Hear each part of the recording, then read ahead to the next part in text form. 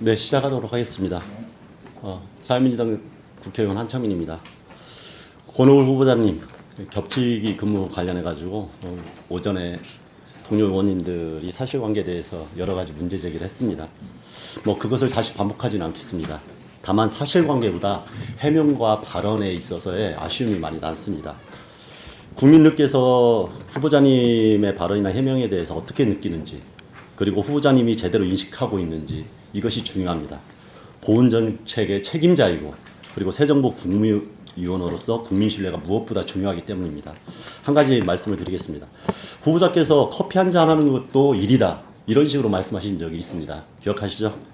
네, 기억합니다. 그렇게 적게는 140만 원, 많게는 300만 원을 버셨다는 이야기입니다. 그런 식으로 해서. 그런데 우리나라 중위소득이 2인 맞벌이 기준으로 400만 원도 안 됩니다. 이 돈을 벌려고 성실하게 일하는 우리 모든 국민들은 후보자님의 발언에 대해서 어떻게 생각하겠습니까? 이런 자문료 이렇게 쉽게 벌어가지고 생활을 영위한다, 이렇게 판단할 수 있습니다. 이 자리에서 국민들에게 이 부분에 대해서는 정중히 한번 짧게 사과를 부탁드립니다. 우리 그 기사가 나가고 난 다음에 많은 분들이 표현이 어떨지 모르지만은 좀 심하다는 느낌을 가졌을 수 있겠다, 이렇게 말씀을 드립니다. 죄송하게 생각합니다. 단 변명적으로 한 말씀 드리면은 비즈니스 할 때 미팅에서 커피도 하고 밥도 먹고 그렇게 변명을 하시는 게 오히려 그건 더 좋지 않을 수 있습니다. 저도 그래서 그런 깔끔하게 것 사과하시는 게 더 같습니다. 나을 것 같습니다. 정책 관련해서 말씀드리겠습니다. 이제 오전 질의에서 윤석열 정권의 보훈 정책이 이념 갈등을 유발하고 헌법 질서를 유린하는 것이라고 명확하게 말씀하셨습니다. 맞습니다. 윤석열 정권의 보훈 정책은 뉴라이트 역사관 강요 정책이었습니다. 박민식, 강정혜, 박이택, 김영석, 김낙연 등 뉴라이트 인사들을 앞세워서 보훈을 왜곡하고 훼손한 사건들의 시간이었습니다. 새로운 본부 장관은 내란 세력의 역사관을 정확하게 청산하고 독립, 호국, 민주 역사를 바로잡고, 그리고 영령과 유가족 예우로 진정한 국민통합의 보훈을 실현해야 된다고 생각합니다. 그런 부분에서 역사인식을 명확하게 말씀해 주셔서 감사드립니다. 그런데 중요한 것은 이 말이 아니라 실천입니다. 보훈부가 완전히 거듭날 수 있도록 확실하게 실천하시겠습니까? 네, 알겠습니다. 네, 그런 부분에서 조금 업무 파악은 좀 미흡한 것 같습니다. 그래서 두 가지 정도를 짚겠습니다. 첫 번째, 국내 민족독립운동 기념관 사업입니다. 작년에 국정감사에서도 많은 질의가 있었는데, 윤석열이 작년 3월 1일 날 외교 독립운동을 강조하자마자 졸속으로 245억 기념관 사업이 생겨났습니다. 김영석 독립기념관장이 이사장으로 있던 재단에서 2억의 용역을 받아서 챙겼고, 외교 노선을 펼친 이승만 기념관 아니냐는 의혹에 휩싸였었습니다. 국회가 사업여행을 문제 제기하고 변경이 되었지만 사실은 그 졸속 추진 과정에 대해서 하나도 밝혀진 게 없습니다.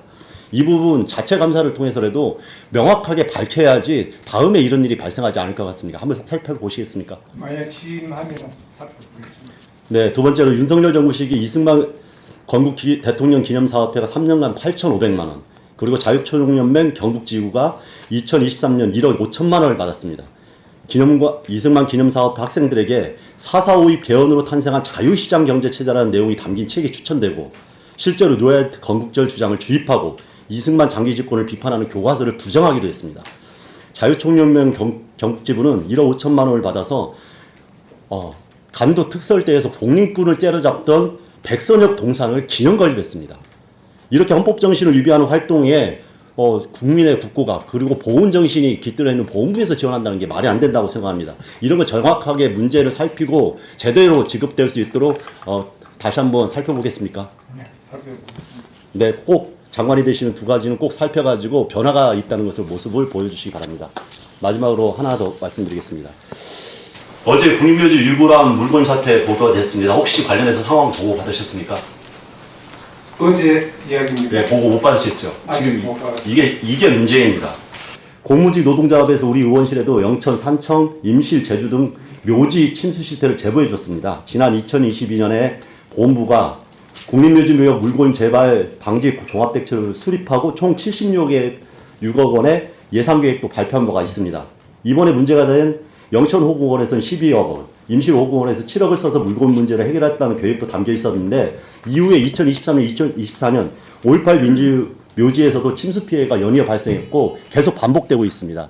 이 문제가 반복되고 있는 이유는 국가보훈부의 원인 분석과 대책이 매우 부실하거나 실효성이 없거나 책임을 회피하고 있다는 반증 아닙니까?